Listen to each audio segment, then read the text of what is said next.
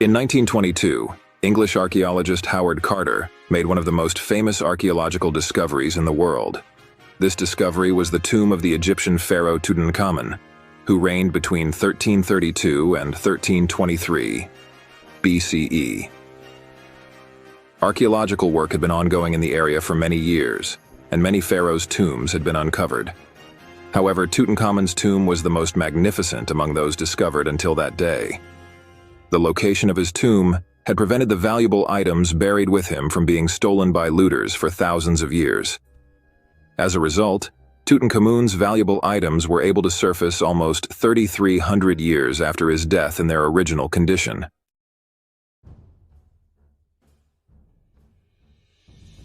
Before moving on to Tutankhamun's life, let's briefly look at these items and try to learn about him. The first noticeable item was the king's golden death mask. The mask, 53 centimeters long and weighing approximately 10 kilograms, depicted Tutankhamun in a calm, powerful, and confident manner. On his head were figures of a cobra representing Lower Egypt and a vulture representing Upper Egypt. His eyes were made of obsidian and quartz, while the rest of the mask was covered with gold and precious stones. Tutankhamun's death mask enchanted everyone present, including the English archaeologist Howard Carter. Another interesting item in the tomb was Tutankhamun's gilded throne. Chairs symbolized wealth and power, as most ancient Egyptians sat on the ground or low stools. Tutankhamun's throne was covered with gold and silver leaf and adorned with colorful stones to better reflect the pharaoh's absolute power. About 1 meter tall, the legs of this throne were carved to resemble lion legs.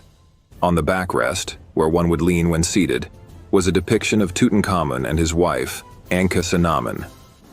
In addition to his golden mask and throne, Tutankhamun was buried with around 5,000 valuable items, such as beds, chariots, bows and arrows, canes and sandals.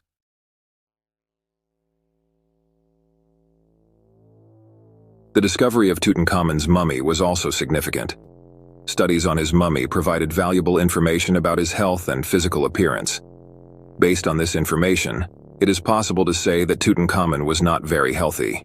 He suffered from an ailment that caused his left foot to swell and hurt daily.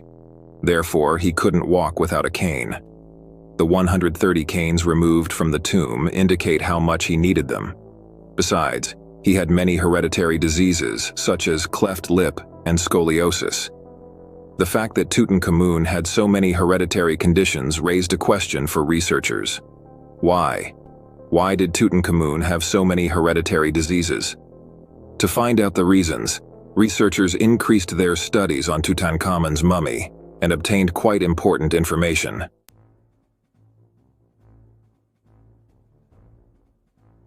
Genetic analysis on Tutankhamun's mummy confirmed that his father was Akhenaten. His DNA also matched that of another mummy identified as a young woman. Genetic tests concluded that this mummy was Akhenaten's sister. In other words, Tutankhamun's mother and father were siblings. This is quite unusual for some societies, but in ancient Egypt, sibling marriages were common.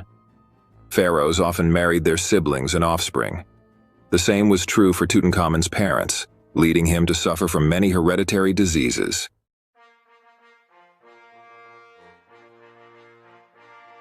Tutankhamun's reign lasted about 10 years, which is relatively short. However, his reign is noteworthy due to the turbulent period in Egyptian history during his ascension and the events that followed his death.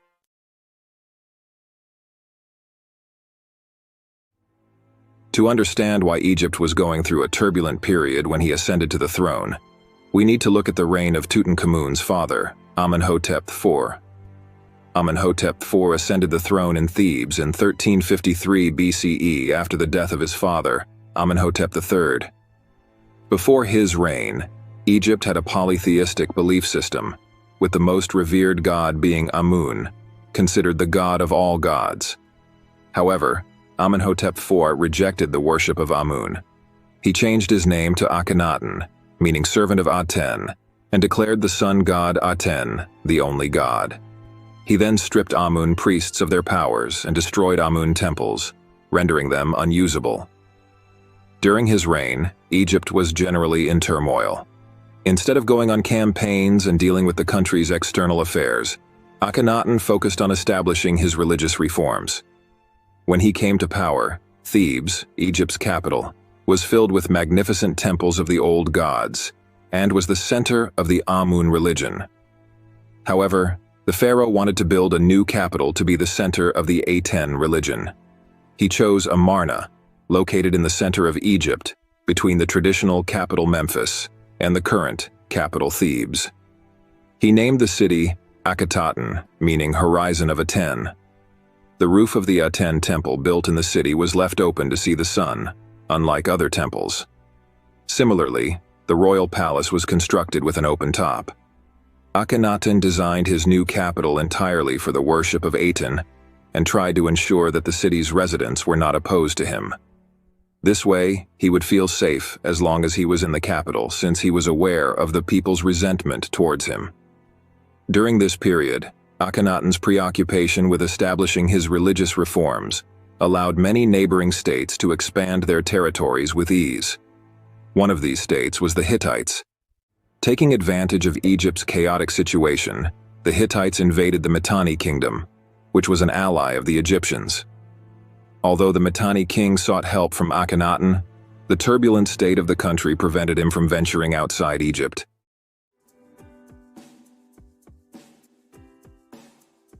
Akhenaten's son, Tutankhamun, was born in this troubled political environment around 1341 BCE. His original name was Tutankhaten. His father tried to raise him to worship Aten and continue his religious reforms. When Akhenaten died, his son Tutankhaten ascended the Egyptian throne. At that time, he was only 9 years old. Being so young, many of his decisions were influenced by his vizier.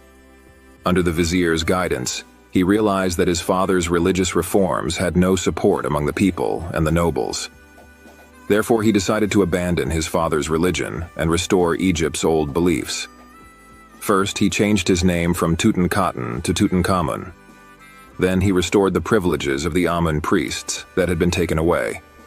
He also restored the Amun temples damaged by his father and even built new Amun temples. Despite being a young pharaoh, he began to be seen as a savior by the people and nobles.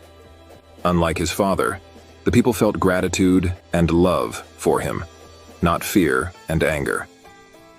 This political stability within the country was the first step towards Egypt's resurgence as a superpower.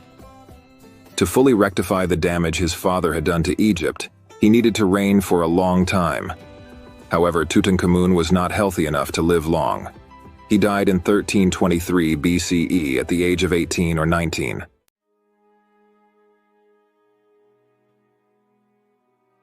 Egyptian sources do not provide specific information on how Tutankhamun died. However, examinations of his mummy give us some insight into his death.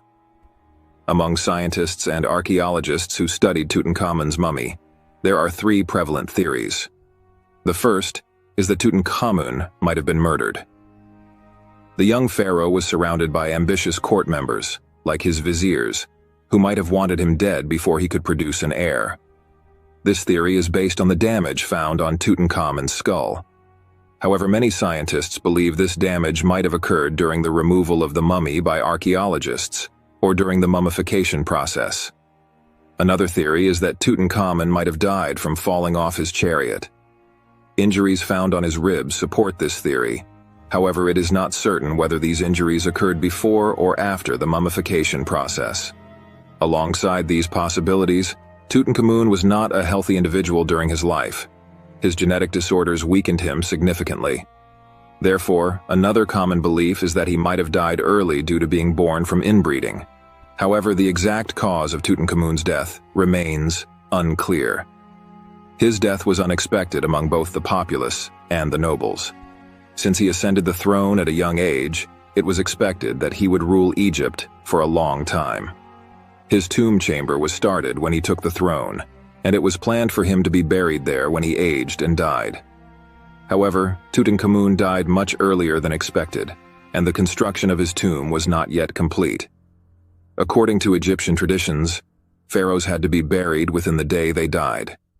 However, it seemed unlikely that Tutankhamun's tomb would be finished within this time. Therefore, His mummy and valuable belongings were placed in another tomb chamber built for a different noble. This might seem unfortunate for Tutankhamun, but being buried in a relatively modest tomb helped his grave escape the attention of looters.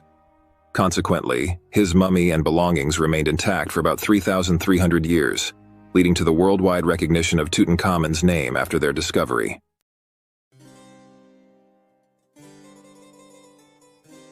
Before Tutankhamun died, he did not leave an heir. He had 2 daughters, but both died in infancy due to hereditary diseases. After his death, the rule of Egypt fell to his wife, Akhenaten. However, without an heir, it was challenging for Akhenaten to remain on the Egyptian throne. Notably, her vizier aspired to marry her and become the new pharaoh of Egypt. During this period, a letter was sent to the Hittite king on behalf of the deceased Egyptian king's wife.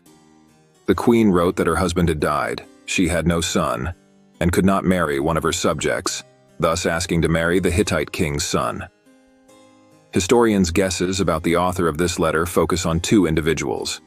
The first is Akhenaten's wife, Nefertiti. The second is Tutankhamun's wife, Ankhesenamun.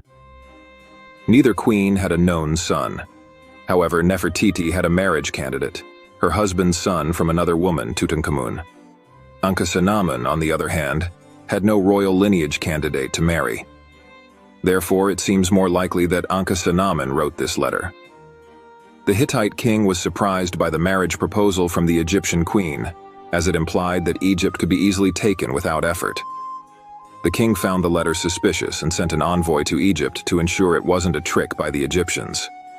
When the envoys confirmed the pharaoh's death, the Hittite king sent his son Zananza to take the Egyptian throne. However, things did not go as either side had hoped.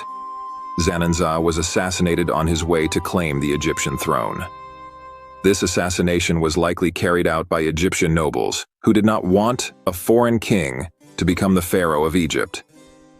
The killing of the Hittite king's son initiated significant animosity between Egypt and the Hittites, leading to a tumultuous period culminating in the Battle of Kadesh.